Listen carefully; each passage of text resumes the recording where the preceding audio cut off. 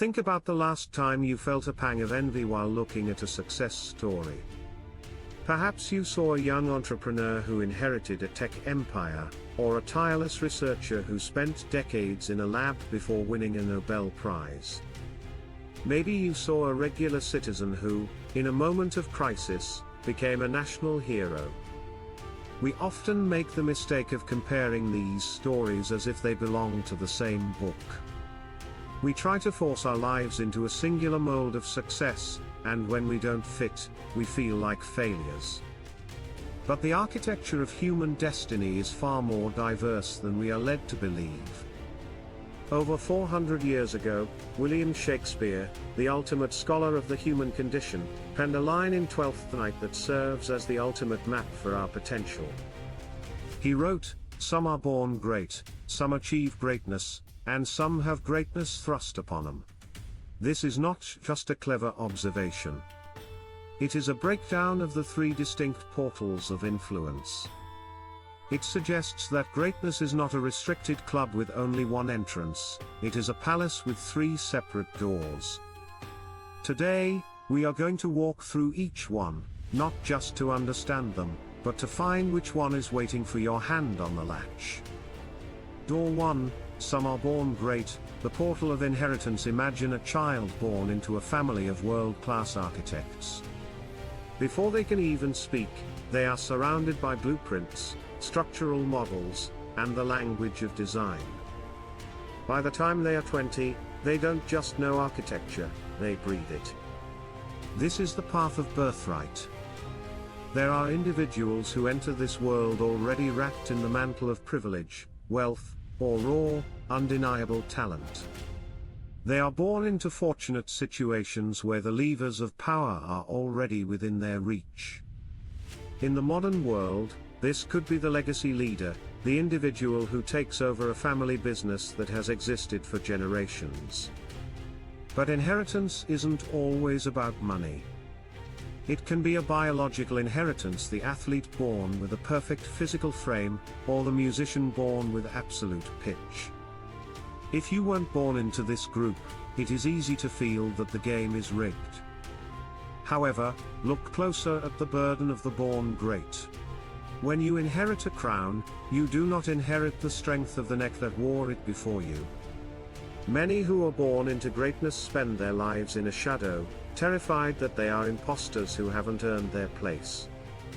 Their challenge is not to find greatness, but to prove they are worthy of the greatness they already possess.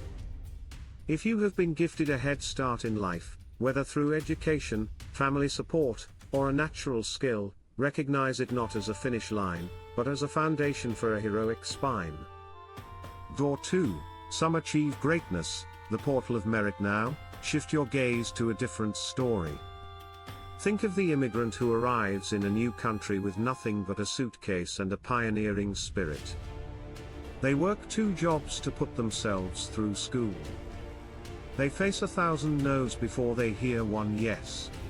Every inch of their progress is paid for with the currency of sweat, sleepless nights, and unrelenting proactive action. This is the door for the person who starts with 0, and refuses to stay there. This is the meritocratic path. It belongs to the individual who defines the future through their own hands. This path is the most celebrated in our culture, because it proves that the human will is stronger than circumstance. When you achieve greatness, the authority you gain is unshakable because you know exactly how the machine was built, you were the one who tightened every bolt. This is for the professional who is tired of the status quo and decides to innovate. This is for the artist who practices their craft in the dark for 10 years before anyone notices the light. If you are currently in the grind, do not look at the born great with bitterness. The struggle you are facing is actually the tempering of your blade. You are earning a level of resilience that cannot be inherited. You are leaving a trail where there was once only a wilderness. Door 3, some have greatness thrust upon them, the portal of fate. Finally, we encounter the most mysterious and often terrifying door. Think of a quiet librarian in a small town. They have no desire for power. They seek no spotlight. They are content with their books and their peace. But then, a catastrophic event hits their community. The elected leaders flee or freeze. In the vacuum of chaos, the librarian stands up. They organize the rescue. They manage the resources. They lead the people through the storm. Suddenly, they are the most powerful person in the room. Greatness was thrust upon them by a stroke of fate. They didn't plan for the moment, but the moment chose them. This is the path of the reluctant leader. It is the story of someone who is placed in a high position due to luck, tragedy, or an unexpected shift in the world. Think of the employee who is suddenly promoted to CEO because of an unforeseen vacancy. Think of the person who becomes a voice for a movement simply because they were the one who spoke up when everyone else was silent. This path requires a unique kind of courage, the courage to say yes to a responsibility you never asked for. It requires you to drop your last year's language and find a new voice to match the weight of the crown you've just been handed. The Malvolio warning, ambition versus reality in Twelfth Night. These words are read by Malvolio, a man consumed by a narrow, hollow ambition. He finds a letter that he wrongly believes is a declaration of love from Lady Olivia. He becomes intoxicated by the idea that he is about to have greatness thrust upon him. He starts acting like a king, wearing yellow stockings and smiling ridiculously, while everyone around him laughs. The irony is that Malvolio is being mocked for his vanity. He wanted the status of greatness, but he lacked the visionary thinking to see he was being played for a fool. The lesson for us is profound: do not be so hungry for the title of greatness that you forget to develop the character of greatness.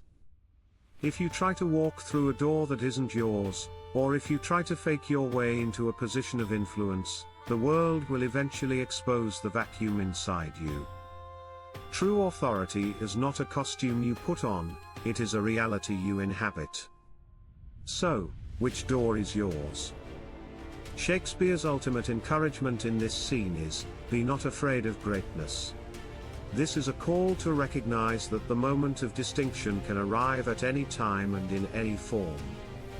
Do not shrink back, because your path doesn't look like the one on your screen. If you were born with a gift, stop apologizing for it and start using it to lift others.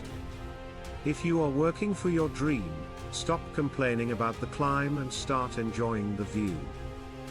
And if fate has placed a heavy responsibility on your shoulders today, do not cry, "Why me?" Instead, ask what for. Authority is not just about navigating the present, it is about the bravery required to define the future. Seize your moment, regardless of your starting point. The architecture of your destiny was designed for a person of pure ambition. Stop being a passenger in your own story. Straighten your back. Silence the static of doubt. And step through your door. Greatness is not a prophecy, it is a choice you make every single day. Be not afraid. Your trail is waiting to be blazed.